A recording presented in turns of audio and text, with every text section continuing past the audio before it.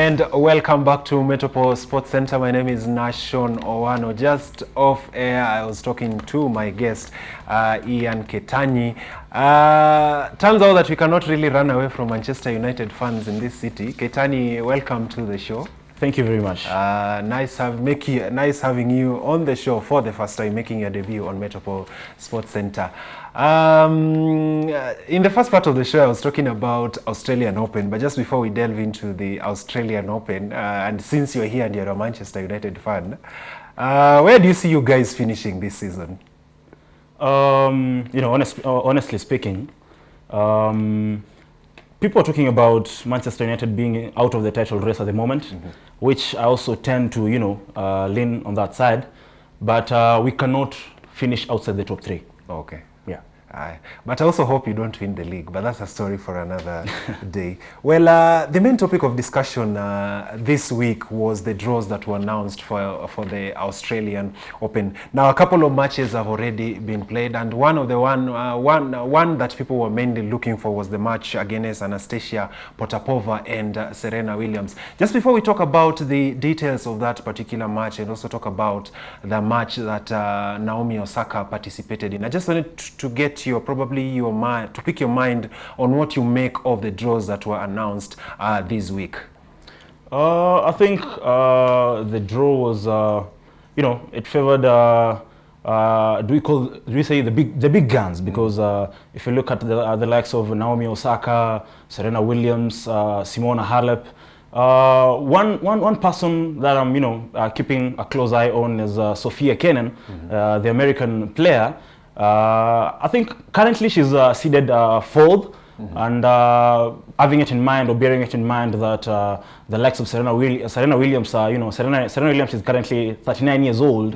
The sister Venus is also nearing retirement. I think Sofia Kenin is one person who can really take the American flag high in matters tennis. As well, Naomi Osaka is someone who she won the last year's US Open, and she's a very, very promising player based on the fact that she's also just 22 years old. So we expect a lot from Naomi Osaka, Simona Halep, Sofia Kenin, and also the Australian Ashley Barty, who's seeded fast. Yeah, an interesting person that we cannot fail to talk about was Coco Gauff.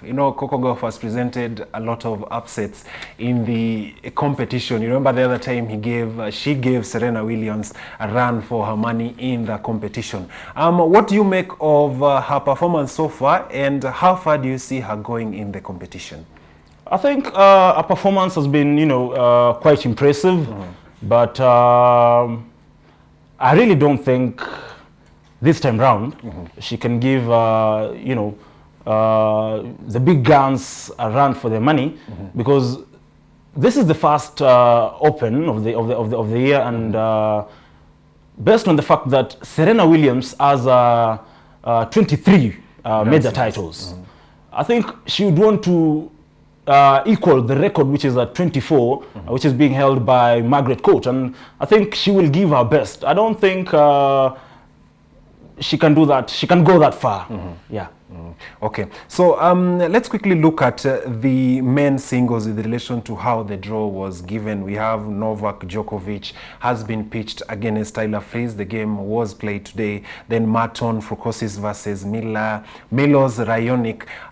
Probably in the men's category of the competition, what are probably some of the upsets or the surprise performances that you maybe expect from the draw? I think at the moment on the men's singles side, based on the fact that Novak Djokovic is seeded first, the likes of Rafael Nadal, Dominic Thiem, Stanley Tsitsipas, Roger Federer, I think at the moment all of them are still in the competition, and I'd expect a very, very fierce battle when it comes to if all of them can be able to get into the quarterfinals. I think it would be a very, very fierce battle, but if I was to pick a side, if I was to, pick a winner from all of them, I'd definitely go for Novak Djokovic. Yeah. Now, me personally, I would have chosen Rafael Nadal. I mean, given his performance in the competition before. But an interesting aspect that maybe we'll talk about in relation to the competition is how the organizers of the event avoided an early pitting of Novak Djokovic and Rafael Nadal, or the first, like the big names in the sport. Maybe as we summarize the topic with relation to the Australian Open, I wanted to get maybe your take on some of the favorites that you expect in the competition, starting with the women's category. I think from the women's side, I'd pick Naomi Osaka to get into the finals and of course win the tournament. But I'd expect tough competition from Serena Williams, specifically because she's nearing a retirement. As well, we cannot rule out Ashley Barty, who's seeded fast at the moment. On the men's category, like you said, Rafael Nadal is a very, very good prospect in this Open. But in the finals, according to what I think, Novak Djokovic might end up meeting up with Rafael Nadal in the finals, and I think I'd love to disagree with you. I think if they meet in the finals, Djokovic will carry the day. Will carry the day. Okay. Now, thank you so much, Ian Keitany. Shifting gears away from the Australian Open, I wanted us to delve a bit into the Spanish La Liga. A lot of upsets have happened in the Spanish La Liga. I mean, of late we've been seeing a lot of laxity from Barcelona.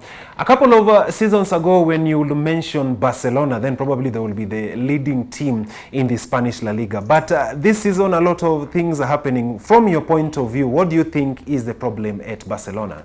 I think Barcelona do have a problem. Okay, starting from the defensive side, Barcelona this season in 21 games, they've conceded 20 goals. The Barcelona that we used to see, they wouldn't have conceded such such number of goals in just 20 games. I think the defenders who I think currently are not in the caliber of Barcelona. I mean, honestly speaking, in my own opinion, the likes of Umtiti has not been at his level best. So has been Clément Lenglet. But if you look at the prospects and the defenders who are, the young guns who are coming from the academy, if you look at, the likes of Mingueza, the likes of, Araujo, the guys who, I think Ronald Koeman is trying to, incorporate a new team because if you look at things at the moment, Messi is not going to play for so many more years ahead, and they have to build a team away from Lionel Messi, because if he leaves, what happens? And Ronald Koeman is trying to incorporate the youngsters. If you look at that team, they have many youngsters: Ansu Fati, Trincao, Pedri, Frank De Jong, and I think in the attacking prowess, Antoine Griezmann has not been at his level best, but he's trying to find his boots at the moment.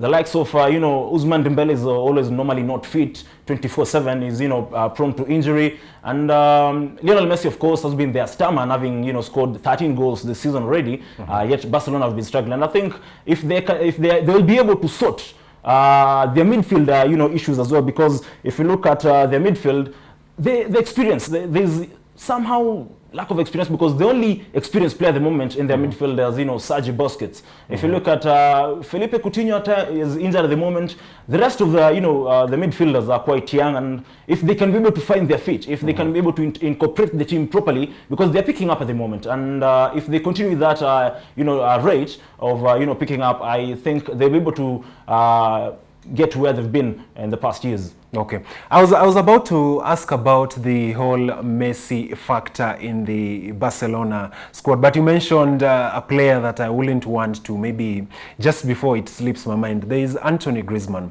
Before Anthony Griezmann moved to Barcelona, he was having a stellar performance at PSG. But now look at where he is right now. He's not performing to the caliber that probably people expected to how he was going to be when he moved to Barcelona. From your point of view, what do you think is the problem with Antoine Griezmann?